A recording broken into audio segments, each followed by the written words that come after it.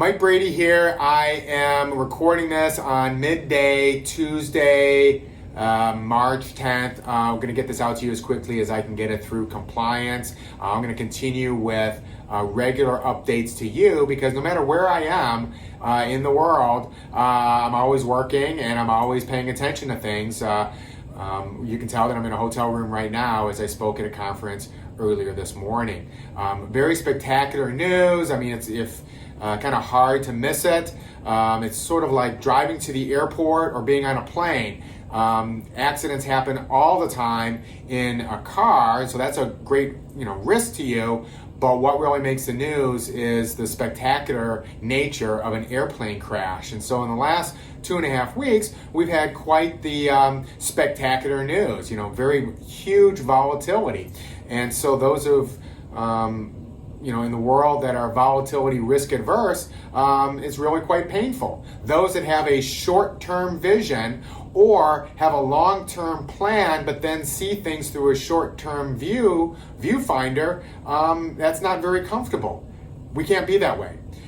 You've heard me, and I feel like I repeat many of the same messages over and over, but the better way to approach things is to look at things from, okay, I've just given up and now I'm back to where I might have been, 10 months ago, 8 months ago, a year ago, etc. But my path is for the next 10, 20, 30 years. My path is for the next 5 years, etc. That's why you have diversified portfolios, because things do happen in a 3 steps forward, 1 step back, and sometimes 2 steps back. But if there is no belief that things will be better in the future, then you shouldn't have investments to begin with. And when the market goes down, that is many times for some people a buying opportunity. What's interesting is that I've been doing this for almost 30 years and I hear so much of the same thing over and over again. That's one of the unique situations that I find myself in, is that I get to speak with investors and clients and professionals all the time, and so I'm always listening to different perspectives. When the Dow Jones, which is an unmanaged stock market index, was at 10,000 points, I heard that, oh, no way will it go up to 12,000, Or when it was at 18, they're like, well, when it gets to 20, that's going to be at a top. Or aren't you concerned? It's feeling pretty much at a high. It's pretty obvious. Or when it was at 21 or 22 or 23, it's always at a top. Now, yes, we went all the way up past 29,000, and now it has had a pretty spectacular, in a relatively short amount of time, a decline.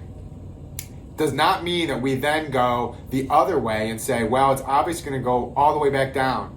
That's why we have diversified portfolios. That's why we have a long-term vision, a long-term plan, etc. Because on the way up, we were always worried about it getting too high. Then it goes up, it goes down. Now we think it's all going to go down, and neither of them are true. About 3 out of 4 years are positive. That means 1 out of 4 are negative. And so the question you might have is, what's my bias? Is my bias to be an optimistic person or a negative person? And optimism, in my opinion, is in your favor. Why have investments if you don't believe that it's going to be higher in the future? Why have investments if you need the money in the short term? You shouldn't have it in the short term. You shouldn't make short-term decisions based on long-term goals and plans and things of that nature. I was just talking this morning as part of the conference, this guy who's an ultra runner. He's about to do the Leadville 100, which is a 100-mile race.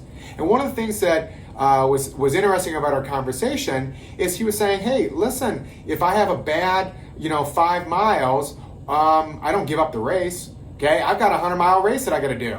Okay, if I'm 40, 50, 60 miles into it, no. If all of a sudden I start slowing and I walk, I don't go backwards. I continue plodding along towards my goal. And I couldn't help but think, wow, that's a good way to think about it, because we are actually in a long marathon, a long ultra run, and not every mile goes the way we would like.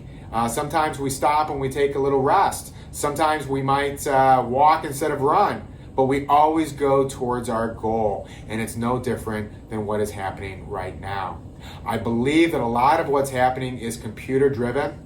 That I think that once the big boys come back in, those people who are individuals handling billions and trillions of dollars, that's when we will see the bottom of this particular market. I don't know if that's going to be tomorrow. I don't know if that's going to be next month, next year.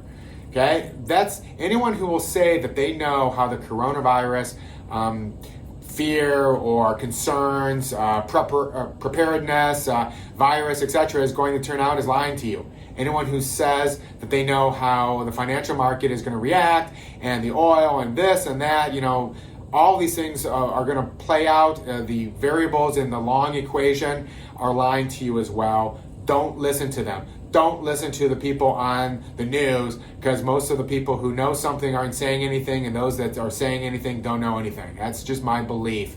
So relax. That's why we have a long-term strategy for you. And these things happen. They happen periodically. This happens to be a particularly painful one, a particularly spectacular, very quick on the down.